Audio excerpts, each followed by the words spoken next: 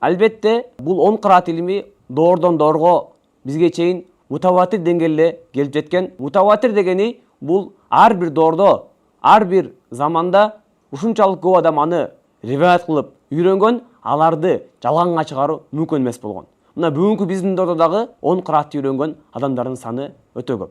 Аларды жалганга чыгарып, сенки туура эмес деп айтуу бул мүмкүн эмес. Ошондой эле бул 10 кыраат пайгамбарыбыздын доорунан баштап мына бүгүнкү күнгө чейин ушинтип мутаватир деңгээлде өтө көп адамдардын риваят кылынып, кийинки адамдарга өтүп жетип келген. 10 кырааттын ар биринин өзүнүн имамдары, өзүнүн карылары болгон.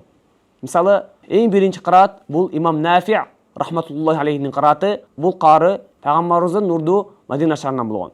Ал эми экинчи кыраат бул Абдулла ибн Касир рахматуллахи алейхи кырааты. Бул имам Меккеден болгон.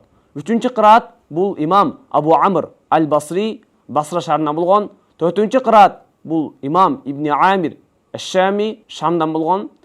Бешинчи кыраат бул имам Асим аль-Куфи Куфа шаарынан болгон. Алтынчы кыраат имам Хамза аль-Куфи, бул дагы Куфа шаарынан болгон.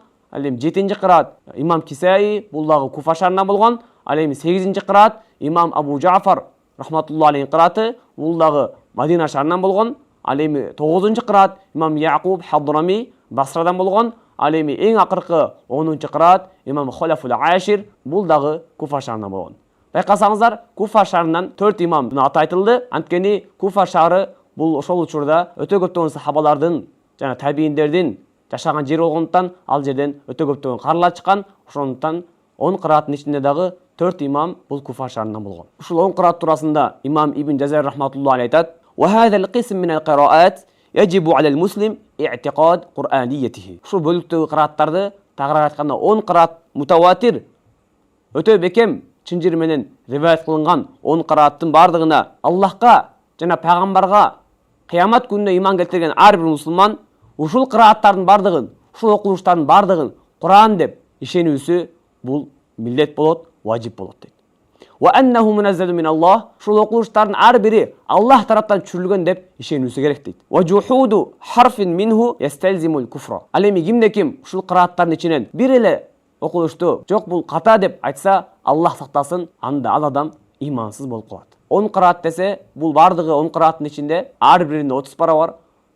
Болгону айырмачылык болгон, кырааттардын ортосундагы айырмачылык болгон нерсе бул сөздөрдөгү окулуштардын айырмачылыгы. Мисалы, бир кыраатта, мына Орто Азияда окулган кыраатта Малики яумиддин деп алиф мим тамгасы созулуп окулса, ал эми башка бир кыраатта Малики яумиддин деп созулбастан окулат.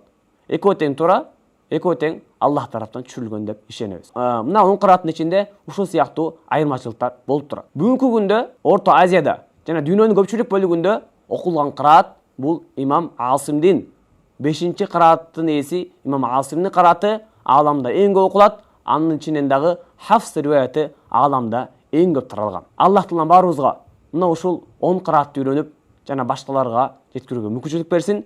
Кийинки сабактарыбызда 10 кырааттын кайсыл кырааты кайсы өлкөдө жайылган жана кайсыл өлкө кайсы кыраат менен окуйт, ошол туурасында кеңири ашыктап өтөбүз. Ассаламу алейкум ва рахматуллахи ва баракатуh.